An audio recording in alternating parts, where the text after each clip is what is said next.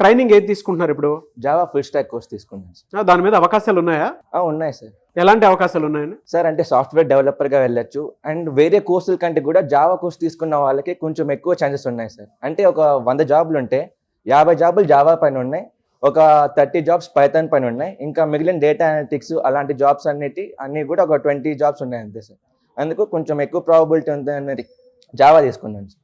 జనరల్గా బీటెక్లో మనం చదువుకున్నది ఒకలా ఉంటుంది, ఇక్కడికి వచ్చి చదివింది ఇంకొకలా ఉంటుంది. అవును సార్.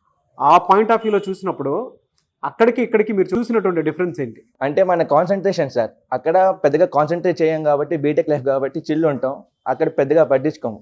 ఇక్కడికి వచ్చాక కొంచెం చిల్ వదిలేసి కొంచెం కాన్సన్ట్రేట్ చేసి చదువుకుంటే కొంచెం బాగుపడతాం సార్. ఓకే, ఇక్కడ స్కిల్ మీరు నేర్చుకున్నందుకు మీకు మీరు ఎన్ని మార్క్స్ ఇచ్చుకుంటారు? 10 సార్. 10 out of 10 ఇచ్చుకుంటారా? జాబ్ ఎప్పుడు తెచ్చుకుంటారు? అంటే అప్లై చేస్తున్నాము, స్క్రీనింగ్ టెస్ట్లు ఇంకా వాళ్ళ రౌండ్స్ అన్ని క్వాలిఫై అవ్వాలి కదా సార్. ఇక్కడ 100% ప్లేస్మెంట్ సపోర్ట్ ఉంటుందని చెప్పి చెప్తూ ఉంటారు, నిజమేనంటే అది? నిజమే సార్. ఓకే, ఆ విధంగా చూపిస్తున్నారా?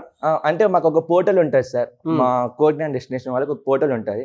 అక్కడ వచ్చిన ప్రతి కంపెనీ అప్డేట్ చేస్తారు సార్ ఎప్పటికప్పుడు. అది చూసుకొని మనం ఆ స్కిల్స్ కేపబుల్ అయితే అప్లై చేసుకోవచ్చు, స్క్రీనింగ్ టెస్ట్ క్వాలిఫై అయ్యి వెళ్ళచ్చు సార్ ఇంటర్వ్యూస్కి.